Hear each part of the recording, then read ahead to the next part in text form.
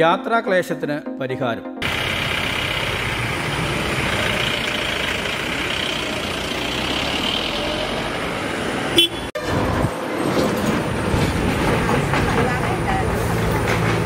Kaloorkad SJ കോളേജിന് സമീപം കാലങ്ങളായി ജനങ്ങൾ അനുഭവിക്കുന്ന യാത്രാക്ലേശത്തിന് ഗ്രാമപഞ്ചായത്ത് പ്രസിഡന്റ് സുജിത്ത് ബേബി എട്ടുപറയലിന്റെ നേതൃത്വത്തിൽ കൂട്ടായ പ്രവർത്തനത്തിലാണ് ദീർഘനാളത്തെ പ്രശ്നത്തിന് പരിഹാരം.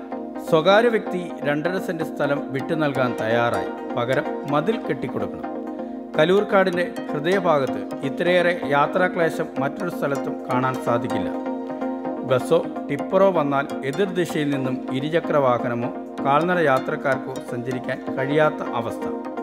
ഇതുമൂലം നിരവധി അപകടം മൂലം ജീവൻ നഷ്ടം വരെ സംഭവിച്ചിട്ടുണ്ട്.